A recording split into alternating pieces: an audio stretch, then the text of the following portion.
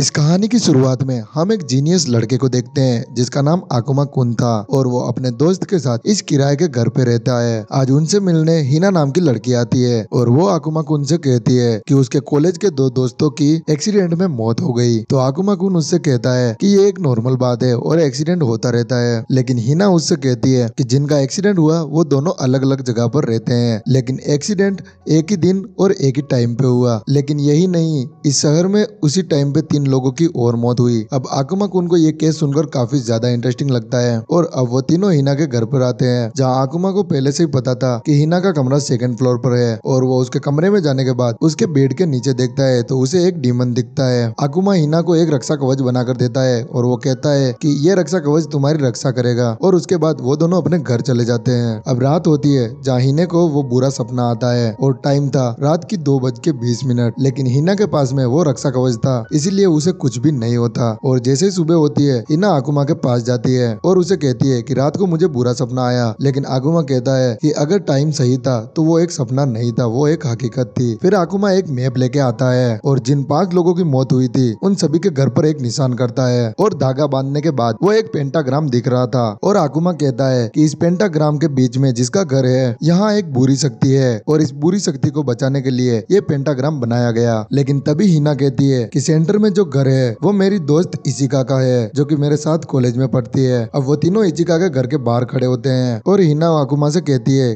कि मरे हुए 5 लोगों में से एक का नाम याशिकावा था और इशिका और याशिकावा एक क्लब में मिले थे, लेकिन लोग कहते हैं कि उस क्लब में कुछ गड़बड़ है और पिछले कुछ दिनों से इशिका क्लास में भी नहीं आई। और फिर आकुमा का दोस्त उससे कहता है कि अगर इशिका को बचाने के लिए 5 लोगों को मार दिया गया है तो इसमें कोई काली शक्ति का हाथ जरूर होगा। फिर आकुमा उनसे कहता है कि मुझे इसके बारे में रिसर्च करनी होगी, कल दोपहर 2 बजे मिलते हैं। और ये कहकर वो जाने लगता है, लेकिन हिना कहती है कि मेरे बुरे सपने का क्या होगा। तो आकुमा उससे कहता है कि जो रक्षा कवच मैंने तुम्हें दिया है वो तुम अपने सर पर लगा लो। आज रात फिर से हिना सो रही थी और 2:20 पर वो डीमन वापिस आता है, लेकिन हिना के हाथ पर वो रक्षा कवच देखकर वो वहाँ से भाग जाता है। और अब सुबह होती है जहाँ हिना काफी ज्यादा खुश थी क्योंकि उसे आज कोई बुरा सपना नहीं आया। अब नेक्स्ट सीन में हम आकुमा को देखते हैं जो कि अपने दोस्त के साथ में रास्ते पर चल रहा था और उसका दोस्त डायरी में देखकर कहता है अगला नंबर हितोमी नाम के एक लड़के का है जो कि मरने वाला है और जितने भी लोग मरे हैं ये सभी आम परिवार से हैं। और आकुमा उससे पूछता है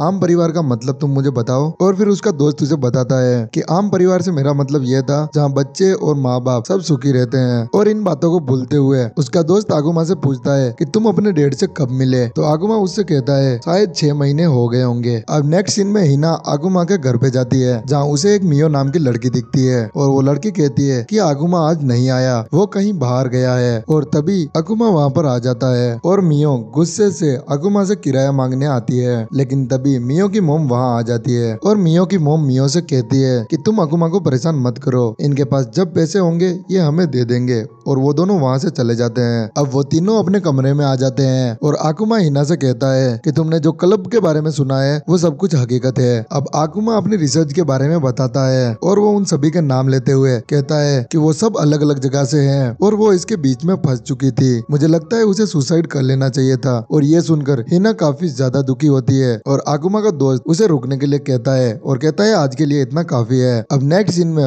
वो तीनों इशिका के घर पे होते हैं जहाँ इशिका की माँ उन्हें बताती है कि मैं काफी टाइम से इशिका के कमरे में नहीं गई हूँ क्योंकि मुझे भी उससे डर लगता है। अब हिना इशिका को आवाज देते हुए कहती है कि दरवाजा खोलो, लेकिन तभी अंदर से कुछ खतरनाक सी आवाजें आने लगती है। लेकिन आकुमा को पहले से ही पता था कि ऐसा कुछ होने वाला है, इसीलिए वो अपना जादू पहले ही करने लग जाता है। और तभी वो गेट अपने आप खुलता है और इशिका एक डीमन में बदली हुई थी। अब वो डीमन उनके ऊपर अटैक करने वाला था, लेकिन तभी वहाँ पर एक और आदमी आता है और इस डीमन को मार देता है और एपिसोड यहीं पे खत्म हो जाता है। नेक्स्ट एपिसोड आपको इसी चैनल पे देखने को मिल जाएगा, तो सब्सक्राइब कर देना। बाकी मिलते हैं आपको एक और इसी इंटरेस्टिंग वीडियो के साथ, तब तक के लिए bye bye and thank you so much for